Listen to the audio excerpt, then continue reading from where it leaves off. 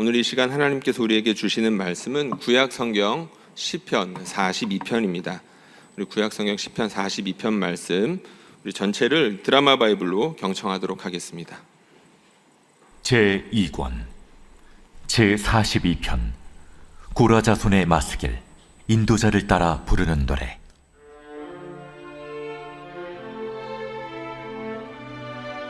하나님이여, 사슴이 시냇물을 찾기에 갈급함같이 내 영혼이 주를 찾기에 갈급하니이다. 내 영혼이 하나님, 곧 살아계시는 하나님을 갈망하나니 내가 어느 때에 나아가서 하나님의 얼굴을 배울까? 사람들이 종일 내게 하는 말이 내 하나님이 어디 있느냐 하오니 내 눈물이 주야로 내 음식이 되었도다. 내가 전에 성의를 지키는 무리와 동행하여 기쁨과 감사의 소리를 내며 그들을 하나님의 집으로 인도하였더니 이제 이 일을 기억하고 내 마음이 상하는도다. 내 영혼아, 내가 어찌하여 낙심하며 어찌하여 내 속에서 불안해하는가? 너는 하나님께 소망을 두라. 그가 나타나 도우심으로 말미암아 내가 여전히 찬송하리로다. 내 하나님이여, 내 영혼이 내 속에서 낙심이 되므로 내가 요단 땅과 헤르몬과 미살산에서 주를 기억하나이다. 주의 폭포 소리에 깊은 바다가 서로 부르며 주의 모든 파도와 물결이 나를 휩쓸었나이다. 낮에는 여호와께서 그의 인자하심을 베푸시고 밤에는 그의 찬송이 내게 있어 생명의 하나님께 기도하리로다. 내 반석이신 하나님께 말하기를 어찌하여 나를 잊으셨나이까? 내가 어찌하여 원수의 압제로 말미암아 슬프게 다니나이까 하리로다. 내 뼈를 찌르는 칼같이 내 대적이 나를 비방하여 늘 내게 말하기를 내 하나님이 어디 있느냐 하도다. 내 영혼아, 내가 어찌하여 낙심하며 어찌하여 내 속에서 불안해하는가? 너는 하나님께 소망을 두라. 나는 그가 나타나 도우심으로 말미암아 내 하나님을 여전히 찬송하리로다. 아멘.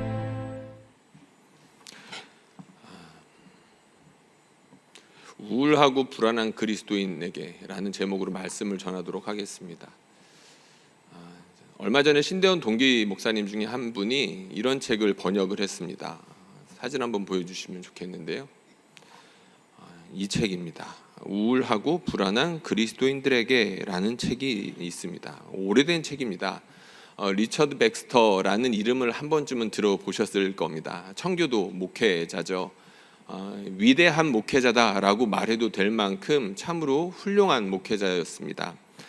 이런 이야기가 전해집니다. 이분이 교구를 맡아서 이렇게 한 1, 2년 정도 목회를 하고 나면 그 지역에 있던 사람들이 대부분이 이렇게 밤에 그 지역을 지나갈 때면 밤마다 각 가정들마다 말씀 읽는 소리와 찬양하는 소리로 이렇게 가득 찼었다라는 이야기가 들릴 정도입니다.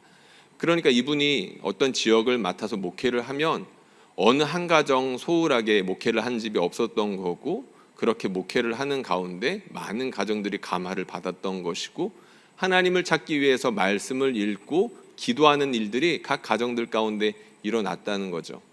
이 일이 사실 만만한 일들이 아니죠. 우리가 지금 신앙생활을 열심히 하고 있음에도 불구하고 각 가정에서 이러한 일들이 일어나는 게 쉽지 않구나라는 것 정도는 우리가 잘 알고 있습니다. 그런데 얼마나 치열하게 목회하고 집요하게 목회를 했으면 그 각 가정마다 그런 일들이 있었을까 싶은 생각이 드는 거죠. 그분이 이제 목회를 하는 중에 많은 사람들을 만났던 겁니다. 그러니까 수많은 사람들을 만나는 중에 그 중에서도 마음이 아픈 사람들, 그리고 그 아픈 마음을 어떻게 주체할 수 없는 많은 성도들을 보게 된 것이죠. 그런데 이제 특별히 이분의 이제 학문적인 집요함이나 관찰력, 그리고 분류하고 정리하는 능력을 따라서 자기가 만났던 성도들에게서 보았던 그런 정신병적인 현상들을 관찰하고 묘사하면서 이런 책을 잘 써낸 겁니다.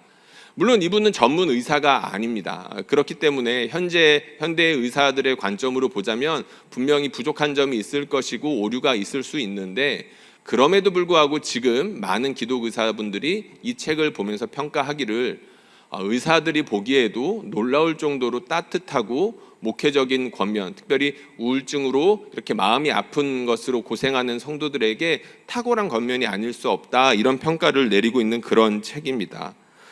저도 이제 목회를 하고 있다 보니까 이렇게 마음의 질병으로 고생하고 있는 성도들을 많이 보죠. 목회자가 아니더라도 요즘 사회 가운데서는 특별히나 이제 이렇게 고생하고 있는 사람들이 참 많습니다. 그래서 우리 주변에 그냥 딱 한 다리만 건너더라도 이 사람이 마음으로 아프고 있네라는 사람들을 어렵지 않게 찾아볼 수 있다는 거죠. 그런데 우리가 사는 시대는 이전 시대보다도, 그러니까 분명 이전 시대에도 마음이 아파서 우울증이라든지 여러 가지 정신병으로 고생하는 사람들이 많았겠지만 요즘에는 특히 더 많다는 것을 우리가 부인하기 어렵습니다.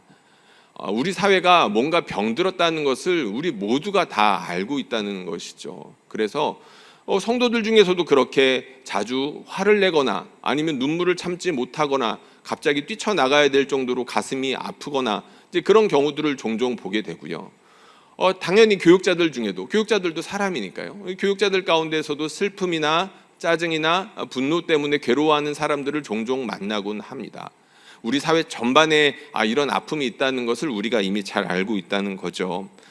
그래서 이제 목회자로서 이런 현상들을 어떻게 봐야 될지, 특별히 우리가 사랑하는 성도들을, 이렇게 마음으로 아파하고 있는 성도들을 어떤 관점으로 봐야 될지에 대해서 공부를 하지 않을 수가 없습니다.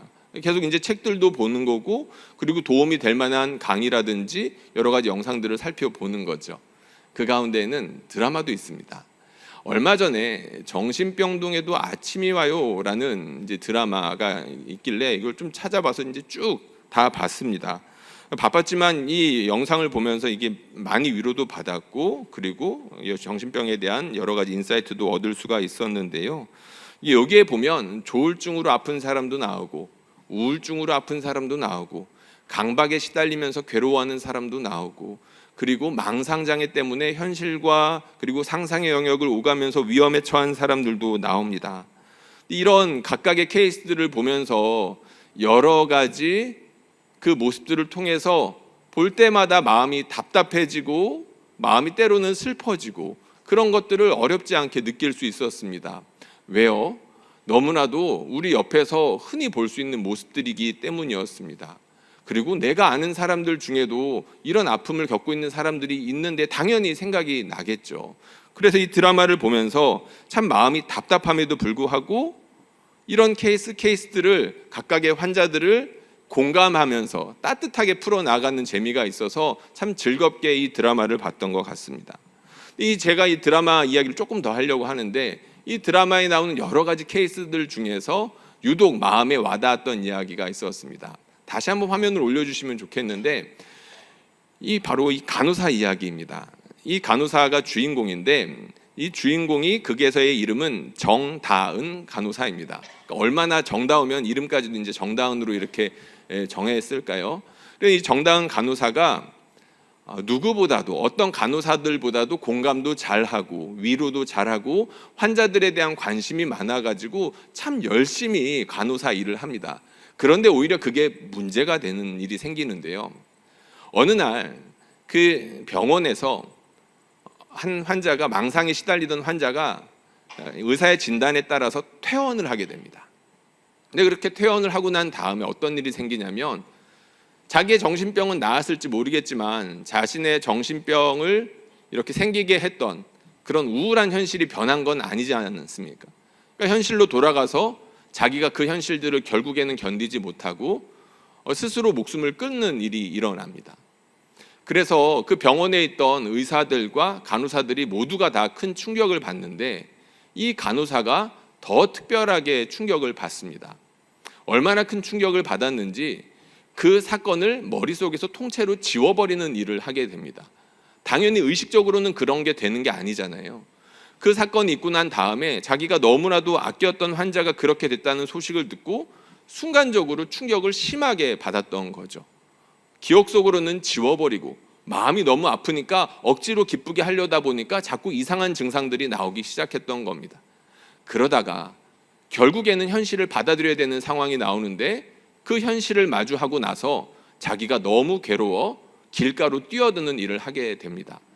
그러다가 다행히도 그 많은 차들이 다 요리조리 피해가지고 사고는 면했지만 이 간호사가 우울증이 너무나도 빠른 속도로 심각하게 왔다라는 것들을 인정할 수밖에 없어서 입원을 해서 치료를 받게 되죠. 다행히도 약도 먹고 상담도 잘 받으면서 회복하는 이야기가 이제 드라마 후반부에는 나옵니다.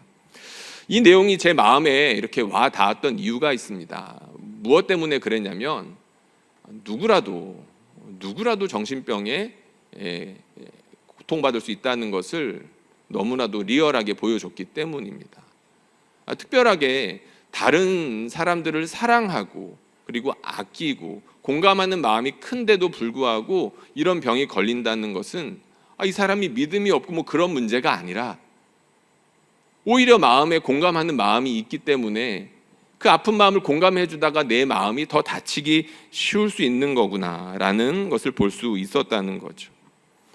실제로 저는 가까이에 있는 분들이나 아니면 조금은 거리가 있지만 먼 거리에서 본 많은 사역자들 가운데에서 열심히 사역하는 것 때문에 마음이 아파서 정신병원에 가거나 아니면 그것보다 더 끔찍한 일들을 당하는 일들을 종종 보곤 했었습니다.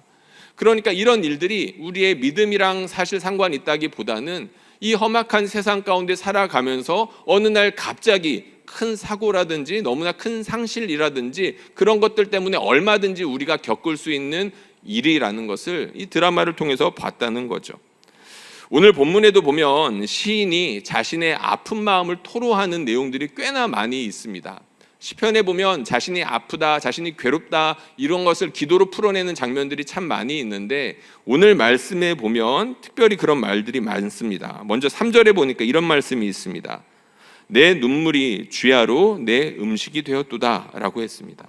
그리고 4절에 보니까 이런 말씀이 있습니다. 내 마음이 상하는도다 라고 했습니다.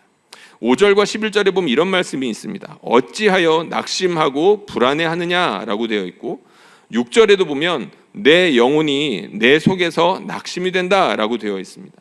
그리고 10절에 보니까 내 뼈를 찌르는 칼같이 내 대적이 나를 비방한다 라고까지 되어 있습니다. 그러니까 이 짧은 시편 안에 자기가 아프다 괴롭다라고 이렇게 표현한 내용들이 너무너무 많이 있었다라는 거죠. 얼마나 힘들면 이렇게 기도했을까요? 말씀을 준비하다가 영혼의 밤을 지날 때라는 책을 참고했습니다.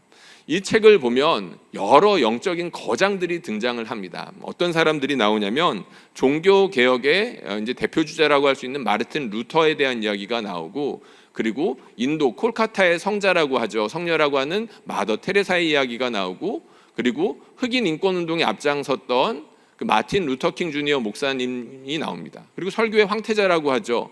찰스 스펄전 목사님 이야기도 여기에 나옵니다. 근데 왜 이 사람들, 이 영적인 거장들의 이야기가 왜 나오냐면 이분들이 하나같이 현대의학으로 봤을 때 우울증을 시달렸거나 아니면 우울증과 비슷한 증상으로 참으로 괴로운 날들을 보낸 공통점들이 있기 때문입니다. 그러니까 그분들이 사역을 하는 가운데 얼마나 정신적으로 힘들었고 고통을 받았는지에 대한 내용들이 이 책을 보니까 자세하게 나와 있더라는 거죠. 그 중에서도 마음에 와닿았던 사람이 있었습니다. 누구였냐면 마르틴 루터였습니다. 여러분도 아마 한 번쯤은 마르틴 루터가 마음이 얼마나 병약했는지에 대한 이야기를 들어보신 적이 있을 겁니다. 이분은 젊어서부터 수도사 생활을 했었죠. 물론 그때는 의인은 믿음으로 말미암아 살리라라는 그 말씀의 뜻과 가치를 모르던 때였었습니다. 그렇다 치더라도 그가 젊었을 때 이렇게 왕성하게 사역을 하거나 힘있게 자신감 있게 수도사 생활을 했던 것이 아니라 굉장히 불안에 떨면서 우울한 모습으로 사역을 했다는 기록들이 곳곳에 남아 있습니다. 이 사람이 이제 나이가 차고 공부한 횟수가 차가지고 처음으로 미사를 집전할 때 너무 이 사람이 떨려하는 나머지 이 제단을 붙잡고 겨우 붙들고 서 있는 것을 많은 사람들이 봤다라는 기록이 있을 정도입니다. 그런데 이 사람이 회심을 하지 않습니까? 어느 날 갑자기 로마서 1장에 있는 말씀, 의인은 오직 믿음으로 말미암아 산다라는 이 말씀을 벼락같이 깨닫고 난 다음에 정말로 이 서구 사회를 다 뒤집어 엎을 만한 그의 놀라운 영향력을 미친 그런 종교개혁을 이제 시작하게 되는데, 그러면 이렇게 말씀의 은혜도 받고 힘있게 전사처럼 앞에 나가서 싸우기도 하는 그런 사람이 됐는데, 그렇게 은혜를 받고 난 이후에는 이 사람의 아픈 마음이 다 치료가 됐을까? 당연히 의문이 생길 수 있죠. 그런데 기록들을 보니까 그렇지 않더라는 겁니다. 오히려 이분이 그렇게 은혜를 받고 종교개혁의 가르침들을 열심히 가르치다 보니까 어떤 일들이 일어났을까요? 적들이 많아졌겠죠. 천주교회에서 교회를 개혁해야 된다, 이 가르침은 나쁜 겁니다, 올바른 가르침은 성경에서는 이렇게 말하고 있습니다 라고 말하니까 당연히 기존의 세력이라든지 아니면은 평상시의 삶 가운데서 편안함을 느끼던 사람들은 루터의 가르침이 굉장히 불편했을 겁니다. 그러니까 곳곳에 대적들이 일어나기 시작했죠. 95개조 반박문이라고 들어보셨을 겁니다. 천주교의 가르침, 특별히 이 면죄부의 가르침이 얼마나 비성경적이고 영혼을 이렇게 힘들게 하는 것인지에 대해서 나름 논리적으로 풀어가지고 써붙인 그런 반박문인데, 그것을 쓰고 난 다음에 루터가 어느 날 갑자기 스타가 돼버리죠. 유명해집니다. 그러면서 수많은 대적들이 곳곳에서 일어나면서 루터 죽여야 된다, 이런 사람들이 많아졌던 거죠. 그래서 루터는 어쩔 수 없이 도망가게 됩니다. 그리고 어떤 사람들의 자작극에 의해서 납치를 당해가지고 어떤 성에 들어가 홀로 살아야 되는 시간들을 꽤 오래 지나게 되는데, 그 당시에 대한 기록들이 남아 있습니다. 그 당시에 남아있던 기록들을 보니까 루터가 그 혼자 있는 시간들을 견디기에 얼마나 힘들어했는지, 그 마음의 질병들이 결국에는 몸으로 퍼져서 그 몸이 어떻게 쇠약해지기 시작했는지에 대한 기록들이 남아 있더라는 거죠. 참 흥미롭게도 루터가 그렇게 힘들게 고생하고 있을 때 정열적으로, 아주 열정적으로 저술 활동을 하기 시작합니다. 혼자 있으면 뭐 하겠습니까? 책 보고 글 쓰고 이제 이런 것들을 하는 건데, 특별히 루터에게는 우리 뭐라고 하죠?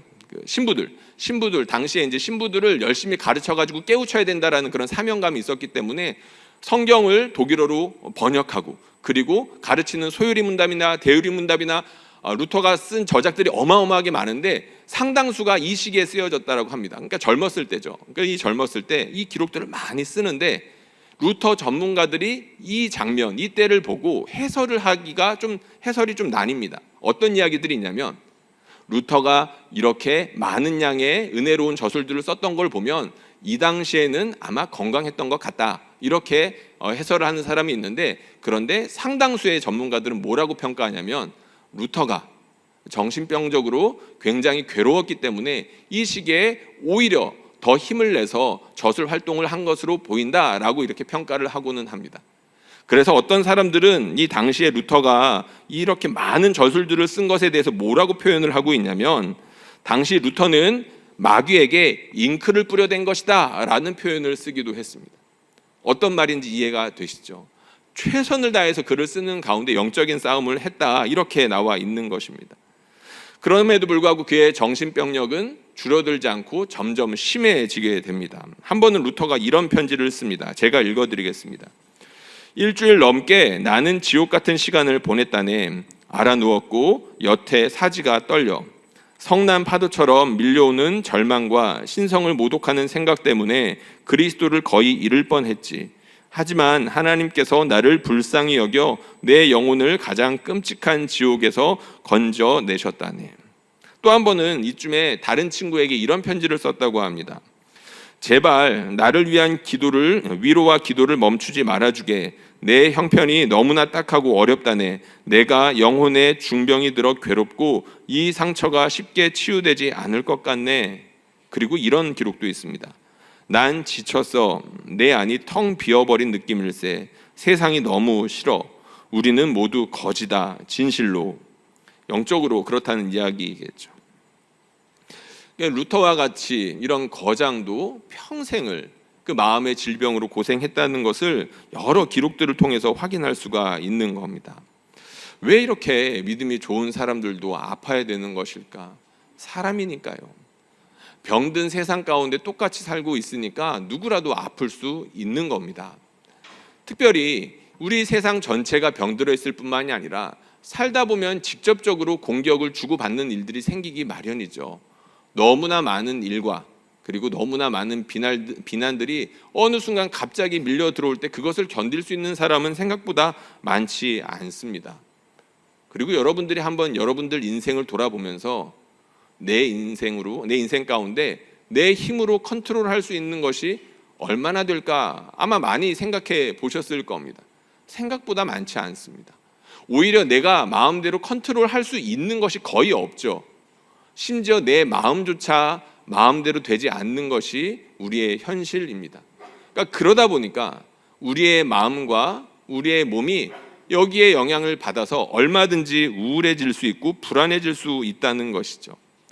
이런 상황 가운데에서, 그러니까 이런 현실을 우리가 안다면 우리가 마음이 아픈 사람들에 대해서 쉽게 믿음의 잣대를 드러낸다거나 아니면 쉽게 이 사람이 믿음이 없어서 그런 거야 라는 식의 눈빛이나 아니면 이런 말들을 함부로 꺼내면 안 된다는 것쯤은 우리가 알아야 되겠습니다. 그러면 여러분, 우리가 무엇을 할 수 있을까요? 이렇게 세상이 힘들고 나를 공격하는 사람들 때문에 갑자기 슬퍼질 수 있는 이런 현실 가운데에서 우리는 무엇을 할 수 있겠냐라는 질문입니다. 이미 마음이 우울하고 불안한 성도들은 무엇을 할 수 있고, 내가 아직 우울하고 불안하진 않지만 내 주변에 우울하고 불안한 친구들이나 성도들을 위해서 내가 무엇을 할 수 있을까? 이렇게 질문하고 고민하는 성도들이 분명 있을 겁니다. 여기에 대해서 오늘 본문은 확실하게 이야기를 해주는 것이 하나가 있습니다. 그것이 무엇이냐면, 아무리 괴롭고 힘든 상황 가운데라도 주님을 붙잡고 늘어져야 된다는 사실입니다. 오늘 말씀에 보면 시인이 뭐라고 이야기를 하냐면, 사슴이 시냇물을 찾는 것 같이 내 영혼이 주님을 찾기에 갈망하나이다, 이렇게 고백을 하고 있죠. 그리고 시 곳곳에 보면 찬양합니다, 기도합니다 라는 표현들이 그렇게 많이 있습니다. 그러니까 주님을 찾는 것, 주님을 붙잡기 위해서 이 시인은 자기의 마음이 그렇게 낙심되고 우울함에도 불구하고 하나님께 기도하고 하나님을 찬양하고 주님의 선하심을 스스로 선포하고 이런 일들을 계속해서 했던 겁니다. 우리도 자주 하는 것들이죠. 혹여라도 우리 가운데 마음이 슬픈 분들이 있다면 이것보다 확실한 치료책이 없다는 것들을 믿으시기를 바랍니다. 우리가 선하신 주님을 붙들어야 됩니다. 그리고 내가 우울하지 않더라도 찬양하고 기도하는 일들에 힘써야 되는 것은 당연한 의무가 될 것입니다. 마틴 루터 이야기를 아까 좀 오래 했었는데, 사실 종교개혁가들 중에서 이 찬양에 대해서 그렇게 조예가 깊은 사람은 루터 같이 이렇게 훌륭한 사람을 찾아보기가 어렵습니다. 이거 참 특이하죠. 그런데 아마도 마음이 이렇게 우울하고 정신병적으로 고통을 받았다는 것들을 감안해 보면 이분이, 그러니까 예술적으로도 탁월한 부분이 있고 감정의 기복이 아무래도 심했던 분이었던 것 같습니다. 그런데 그런 은사들을 자기가 내버려 두지 않고 찬양을 하는데도 굉장히 열심히 이렇게 힘을 쏟았던 분인데, 이분이 그렇게 몸과 마음이 지쳐서 힘들어 있을 때 쓴 유명한 찬송가가 있습니다. 그게 뭐냐면 찬송가 585장. 여러분 아시나요?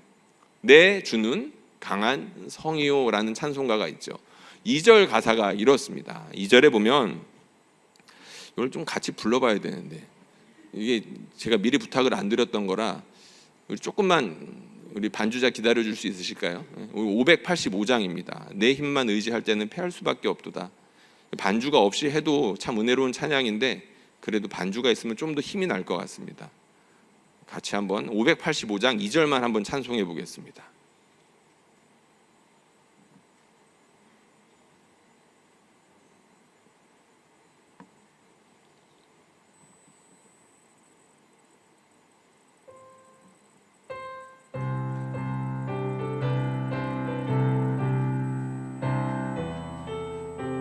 내 힘만 의지할 때는, 내 힘만 의지할 때는 패할 수밖에 없도다.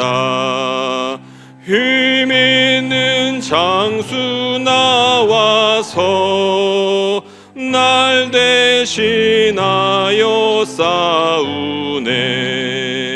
이 장수 누군가 예수 그리스도 만군의 주로다. 당할 자 누구랴 반드시 이기리로다. 아멘. 루터가 그렇게 괴로울 때 이 시를 썼다는 것을 보면 참으로 우리에게도 위로가 됩니다. 얼마나 힘들었으면, 얼마나 이기고 싶었으면 이렇게까지 했었을까 싶죠. 우리는 우울하고 불안할수록 찬양해야 합니다. 그리고 우울하고 불안하지 않더라도 찬양해야 됩니다. 우리의 찬양 소리를 통해서 내 옆에 사람들이 위로받을 것이기 때문입니다. 그리고 또 중요한 권면이 있습니다. 무엇이냐면, 이렇게 우울한 그리스도인, 불안한 그리스도인들은 가급적 다른 사람들과 함께 해야 합니다. 이 이야기는 마틴 루터도 리처드 백스터도 비슷한 권면들을 하고 있고요. 실제로 많은 의사 선생님들도 여기에 관해서는 비슷한 조언들을 해주고 있습니다.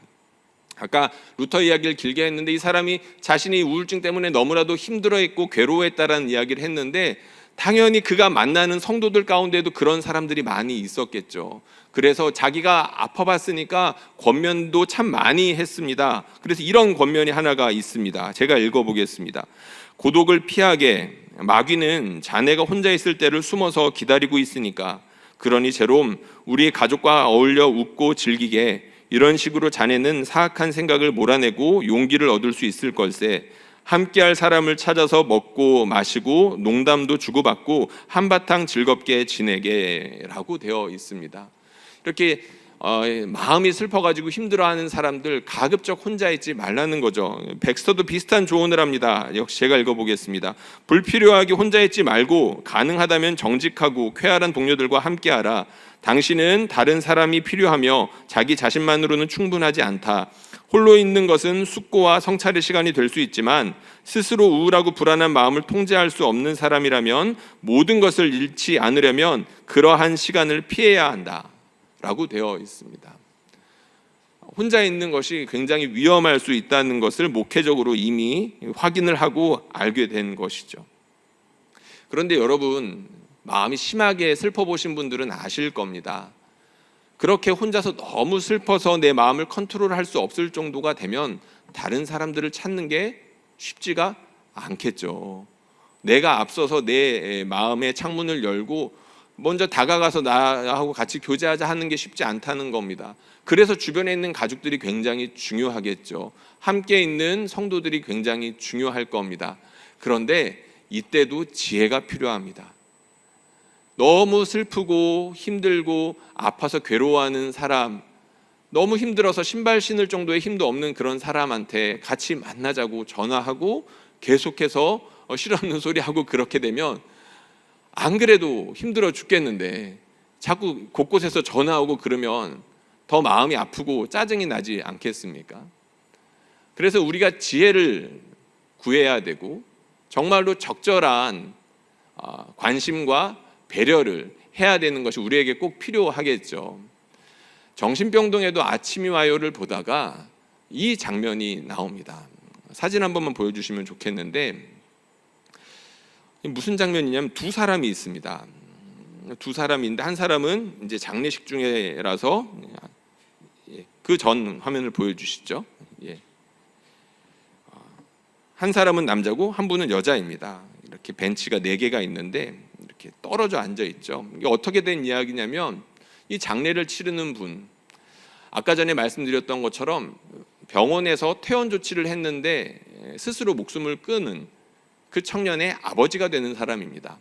그러니까 이 사람이 너무 마음이 괴로우니까 병원에 와서 난동도 피우고 우리 아들 살려내라고까지 막 이런 이야기를 하죠. 근데 그러다가 어쩔 수 없죠. 그러니까 정신을 차리고 장례를 치르는데 그래도 마음이 너무 아파서 이 병원을 떠나지를 못합니다. 아들이 있었던 그 병원에서 떠나지 못하고 밤을 새워서 이 벤치에 앉아 있습니다. 그런데 이 남자가 너무나도 불안해 보이니까 그 정신병동의 간호사 한 분이 조금은 먼 발치에서 떨어져 벤치에 앉아 있습니다. 너무 걱정이 됐던 거죠. 당연히 말 한마디 하지를 않습니다. 말 한마디 하지 않고 오랜 시간 동안을 앉아 있는데 그 다음 화면을 한번 보여주시죠. 밤을 새우고 아침이 됐을 때 저 두 분이 이렇게 가까이 와 있었습니다. 서로가 한 칸을 옮긴 거죠. 밤새도록 한 칸을 옮긴 겁니다.